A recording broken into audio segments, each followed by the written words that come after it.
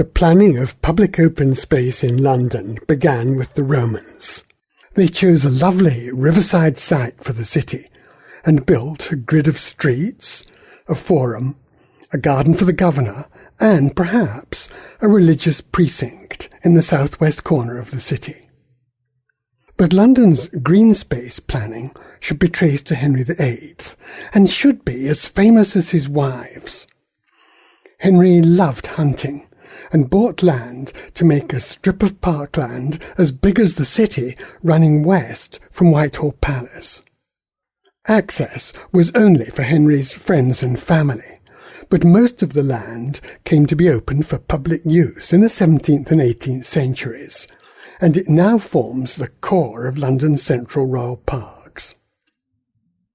John Claudius Loudon, in the early 19th century, laid the foundations for a landscape architecture profession. Loudon saw the need to integrate open space planning with urban growth, as was later done for Central Park in New York.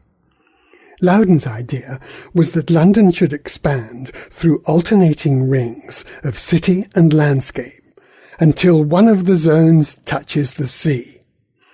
This is the graphic origin of London's green belt. Ebenezer Howard, in 1898, proposed a green belt ring to control London's growth and provide for a wide range of open space uses. He influenced Unwin and Abercrombie, who persuaded governments to adopt the plan and give London its present green belt. Raymond Unwin, in 1929, proposed the use of green corridors to link central London to a park belt rather than an agricultural green belt on the periphery of London. Patrick Abercrombie, in his 1943-4 London plans, combined the green belt and green corridor ideas to create a London-wide green web, which he thought of as a park system. His open space diagram has beautiful and persuasive simplicity, as does his objective. It was to make it possible for the town dweller to get from doorstep to open country through an easy flow of open space, from garden to park, from park to parkway, from parkway to green wedge, and from green wedge to green belt. This is pure urban poetry, and should have been quoted in all subsequent open space plans for London, but it wasn't. Neither the London County Council nor the Greater London Council were interested in connectivity. They preferred the unrealistic goal of planning a standard 7 acres of green open space for every 1,000 people. Part of the problem may have been that Abercrombie's ideas for making the connections were not so good. Most of his connections were wide verges beside arterial roads, notably beside the B Ring Road. The next linkage idea, dating from 1977, was the South London Green Chain. Though supported by the GLC, it came from the work of Roger Warhurst in Greenwich. The chain looks great on the plan and the notice boards, but has one big flaw. Most of the links were nothing more than signposts on dull suburban streets. They have no appeal to recreational walkers or cyclists. Most park users have no more desire to walk to another park than users of swimming or football facilities have to walk to the nearest pool or pitch. The Blue Ribbon Network, launched as part of the 2004 London Plan, was a better idea. The aim was to protect and enhance the biodiversity and accessibility of London's rivers and canals. This included the Thames, which until then had not been regarded as a public open space. The next linkage idea was to make a green grid. This was proposed for East London in 2006, I think by John Hopkins of LDA, and then an all-London version was adopted in 2012 by the Greater London Authority, the GLA. The aim was to create a network of green spaces, and of features such as street trees and green roofs.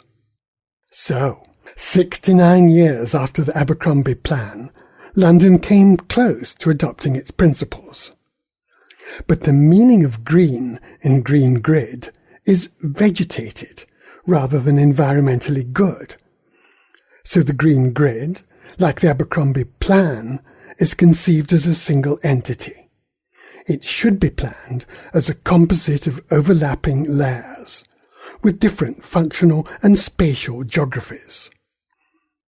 In addition to policies for biodiversity and recreation, a green strategy for London should include a policy for creating and improving long-distance walks, like the Thames Path, the Jubilee Walk, the Capital Ring and the London Loop. A policy for giving London a better cycleway network than Amsterdam. It's a good ambition to have. A policy for improving squares and creating pocket parks, each with a different character and different role, depending on its context. A policy for encouraging local people to make green streets and garden streets, and for linking them up to form a citywide green transport network, for walking, cycling, running, and perhaps horse riding.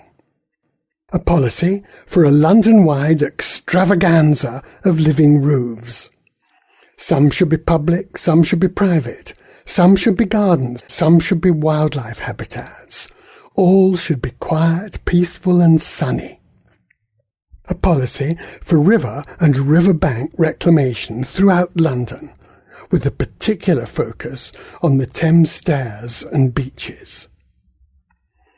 And a policy for greening private open space as well as public open space, so that surface water can be managed sustainably to prevent flooding throughout the catchment. This would be a much appreciated public good, as would most aspects of a London landscape strategy. A key theme in this list of policies is that, as well as the Green Grid, which is a leisure network, London needs a green commuting network. As Abercrombie might have said, it should be possible for town dwellers to get from their doorsteps to shops, schools, stations, bus stops and jobs through an easy flow of environmentally attractive footpaths, cycle paths, greenways and other public open spaces, both hard and soft.